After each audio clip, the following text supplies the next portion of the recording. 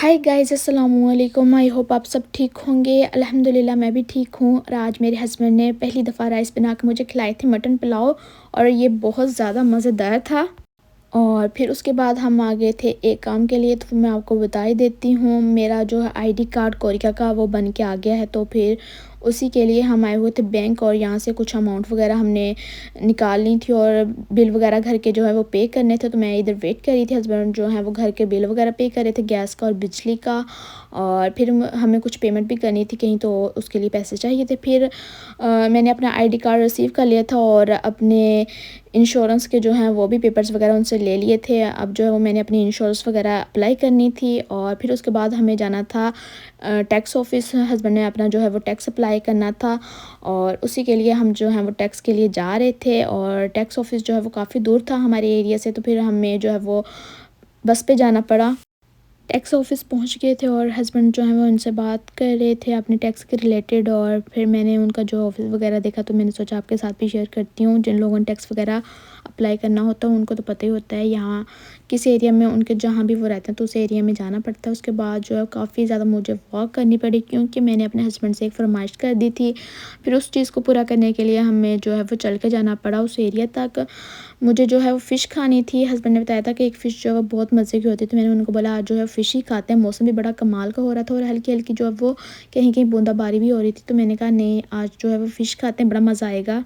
और फ़िश का जो रेस्टोरेंट था वो हमें मिल नहीं रहा था, लोकेशन वगैरह जो भी उन्होंने लगाई हुई थी, तो उसी हिसाब से हम चल रहे थे। और यहाँ पे जो है वो एयरप्लेन गुजर रहा था और इतना कोई नीचे था ना, बड़ा ही कोई क्लोज़। तो फिर मैंने सोचा इसको कैमरे में कैप्चर किया जाए। बहुत ही मुझे एक प्यारा ये वाला एक सीन लग रहा था। यहाँ एयरपोर्ट बहुत करीब है, तो बहुत ज़्यादा एयरप्लेन टेक ऑफ करते हैं, लैंडिंग होती है। और फाइनली इतना खज्जल ख़राब होने के बाद हमें वो रेस्टोरेंट मिल ही गया था। बहुत ही कोई छोटू सा रेस्टोरेंट था, लेकिन कोई बात नहीं, हमने जो है वो फ़िश ही खानी थी, तो बस बैठने की जगह मिल गई, वही बड़ी बात है। लेकिन इतनी ज़्यादा कोई स्मेल थी ना ऑयल की, मेरा तो दिमाग ही घूम गया था। भूख मेरी सारी जो वो उड़ गई कहीं। और साथ में उन्होंने कुछ सॉसेजेस और पता नहीं क्या-क्या चीज़ें दी हुई थी, जो कि मेरे बिल्कुल किसी काम की नहीं थी। सैलेड था साथ में, एक जो है वो मूली थी, खीरे थे, और वो थे बड़े वो खट्टे-खट्टे। साथ में सूप था और बॉइल्ड राइस थे। फ़िश की लुक बहुत मज़े की लग रही थी मुझे, और हस्बैंड ने जो है वो खाना भी स्टार्ट कर दिया था और मेरी वीडियो ही ख़त्म नहीं हो रही थी। लेकिन क्या करूँ, अपनी यूट्यूब फैमिली के साथ भी तो शेयर करना होता है व्लॉग। और फ़िश वगैरह खा के हम आ गए थे बाहर, और मौसम जो है वो इतना कोई कमाल का था ना, दिल ही नहीं कर रहा था आज घर जाने को, लेकिन जाना तो था ही। फिर हमने डायरेक्ट जो है वो टैक्सी ही करवा ली, क्योंकि ट्रेन में बहुत ज़्यादा टाइम लग जाना था फिर आने जाने में। तो हमने सोचा कि हम बहुत ज़्यादा थक गए थे चल चल के, तो अब डायरेक्ट घर ही जाते हैं। और फिर हमने उसके लिए कैब जो है वो बुक कर ली थी। यहाँ पे ये बड़ी सहूलत है, आप कहीं भी खड़े लोकेशन डालो, टैक्सी वगैरह जो भी अवेलेबल होगी वो उसका आपको मैसेज वगैरह आ जाएगा, जो भी पास में होगी, तो आप जल्दी जो है वो टैक्सी में आ जाओगे घर। आज मैं बड़ी खुश थी कि फ़ाइनली मेरा आईडी कार्ड आ गया है। और उसके बाद जी मैं आ गई थी घर, और घर आते जो हैं वो काम हो गए थे मेरे शुरू। ये चिकन जो है वो मैं लेकर आई हुई थी, तो मैंने सोचा आज जो है वो नगेट्स ही बना के रख लेती हूँ। पाकिस्तान में ऐसा था कि नगेट्स बने बनाए मिल जाते थे, लेकिन फिर भी मैं खुद घर पे बनाती थी। लेकिन शादी के बाद फिर मैंने नगेट्स वगैरह खाना ही छोड़ दिए थे, ना कभी बनाए ना फिर मैंने खाए। लेकिन अब जो है वो मैं कोरिया में हूँ, तो कोरिया में हलाल चीज़ें मिलना बड़ा ही कोई मुश्किल वाला काम था। और फिर मैंने सोचा कि घर पे ही बना लेती हूँ, और फिर हस्बैंड को भी टेस्ट करवाऊँगी। उन्होंने तो कभी मेरे हाथ के बने नगेट्स खाए नहीं हैं, और फिर उनको टेस्ट करवा के तो मैं चेक करूँगी कि उनका क्या एक्सप्रेशन होता है। तो जो मैं लेकर आई थी चॉपर, आज इसकी अनबॉक्सिंग भी मैं कर रही हूँ साथ ही। तो ये चॉपर मैंने जो है वो ई मार्ट से लिया था। ई मार्ट जो है वो कोरिया में एक किस्म का बड़ा मार्ट है। यहाँ से जो है आपको कोई भी आपने चीज़ खानी है, लेनी है, पहनने वाली, खाने वाली, जो भी कॉस्मेटिक की, तो वो आपको मिल जाती हैं उस मार्ट से। तो यहाँ से जो है इलेक्ट्रॉनिक्स का सामान भी सारा मिल जाता है। जो लोग कोरिया में रहते हैं उनको तो पता ही होगा ई मार्ट का। तो फिर वहाँ से मैंने जो है वो ये चॉपर लिया था, मुझे बहुत अच्छा लगा था, और इसकी प्राइस भी ठीक थी बाकी के हिसाब से, और मेरे लिए ये इतना इनफ था। तो ये वाला चॉपर मैंने लिया। इसमें जो है वो 2 तरह के थे, एक शीशे में निकला और एक जो है वो स्टील में था। और लिड जो है वो दोनों का एक ही था, लेकिन चॉपर 2 थे। तो आप दोनों में से जो सा भी यूज़ करना चाहो कर सकते हो। और इसके ब्लेड इतने को शार्प थे ना, मेरा पहले दिन ही जो है वो कट लग गया है इनसे। अभी मैंने इसको पकड़ा ही था निकालने के लिए, और जो साथ इसका कट लग गया, तो मैंने कहा बाबा इससे बस ज़रा बच के ना वरना बहुत ज़्यादा चोटें लगने वाली हैं मुझे। और मैंने तो अपने हिसाब से सही वाला चॉपर चूज़ किया है, बाकी आप बताना कि ये ठीक है और या फिर मैंने कोई गलत तो चूज़ नहीं कर लिया, लेकिन मैं इसको यूज़ करके ही आपको इसका रिव्यू दूँगी कि ये क्या है और कितना ये अच्छा है, इसको लेना चाहिए या नहीं। अगर जो लोग कोरिया में रहते हैं, क्या उनको ये बाय करना चाहिए या फिर नहीं। तो इसको जो है वो मैं अब यूज़ करूँगी तो ही मैं आपको बताऊँगी। बाकी इसके ब्लेड जो हैं वो बहुत शार्प हैं, तो बहुत ध्यान से इसको जो है वो इस्तेमाल करना पड़ेगा, इसको वॉश करना पड़ेगा। तो सबसे पहले मैंने जो ब्रेड के उसके पीस लिए थे, इनके जो किनारे थे ना ब्राउन वाले, वो मैंने कट कर लिए थे और 3 ब्रेड के मैंने स्लाइस लिए थे जो मैंने चिकन में डालने थे। तो बाकी जो ब्रेड के स्लाइस मैंने साइड पे किनारे कट किए हैं, तो वो आप ब्रेड क्रम्स में भी यूज़ कर सकते हो, वो वेस्ट नहीं होंगे और इस तरह जो है वो आपका काम भी आसान हो जाएगा। ब्रेड क्रम्स बाज़ार से लाने से बेहतर आप घर पे ख़ुद बना लो। और ये काम करते पहला कट जो है वो मैंने लगवा भी लिया है।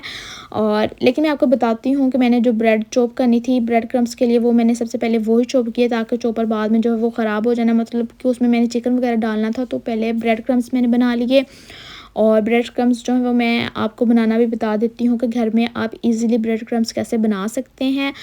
तो उसके बाद जो है वो बाकी जो 3 ब्रेड स्लाइस लिए थे जो चिकन में मैंने डालने थे, वो उनको भी मैंने चॉप कर लिया था। अब जो है चिकन के पीसीस को मैंने इस तरह इस साइज़ में जो है छोटा-छोटा कट कर लिया था ताकि अच्छे से ये चॉप हो जाए। बड़ा पीस जो है वो ज़रा मुश्किल से चॉप होता है, तो छोटे-छोटे पीस कर लिए ताकि ईज़िली ये चॉप हो जाएँगे चॉपर में।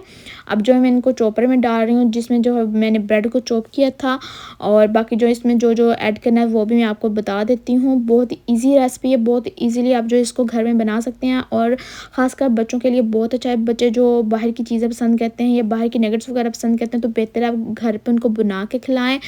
तो इसमें जो है मैं सबसे पहले काली मिर्च ऐड करूँगी, तो इतनी जो है वो काली मिर्च मैंने इसमें ऐड की है।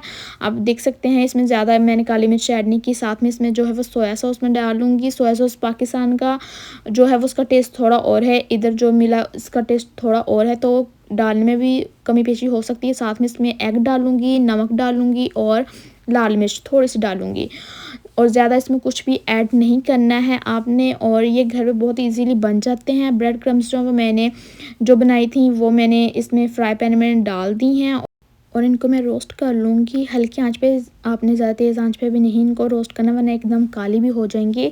तो इस लुक में ये आ चुकी हैं और फिर इनको एक प्लेट में निकाल लेना है ताकि फ्राई पैन में ना रहे, वरना ये जो है वो और गर्म होने की वजह से फ्राई पैन तो जल भी जाएंगी। तो इसमें जो है वो चिकन का मसाला भी हमारा रेडी हो चुका है। 2 एग मैंने लिए हैं, उनको मैं अच्छे से बीट कर लूँगी। साथ में ब्रेड क्रम्स हैं, तो थोड़ा सा मैंने ऑयल लिया था ताकि जो है वो अच्छे से हमारे नगेट्स बन जाएँ। तो आप इनको किसी भी शेप में बना सकते हैं अगर आपके पास कोई भी शेप कटर वगैरह अवेलेबल हैं। तो मेरे पास नहीं थे, तो मैंने हाथ से ही बना लिए थे। और छोटे-छोटे साइज़ में ही बनाइएगा, बड़े-बड़े ना बनाइएगा। छोटे बनाएंगे तो वो अच्छे से जल्दी फ्राई भी हो जाएंगे और अच्छे से अंदर तक जो है वो गल भी जाएंगे। अगर आप बड़े बनाएंगे तो उनको टाइम ज़्यादा लगेगा, हो सकता है तो ऊपर से ब्रेड क्रम्स जो है वो जल्दी जल जाएँ। और ज़्यादा जो है वो हल्की आंच पे भी नहीं इनको फ्राई करना, ना ज़्यादा तेज़ आंच पे करना, मीडियम सी आंच पे इनको फ्राई करना है। तो सबसे पहले मैंने जो है वो नगेट्स जो बनाया था उसको मैंने अंडे वाला जो बैटर था ना उसमें मिक्स किया, अच्छे से उसको डिप कर लिया और उसके बाद जो है इसके ऊपर मैंने ब्रेड क्रम्स लगा लिए थे दूसरे हाथ से।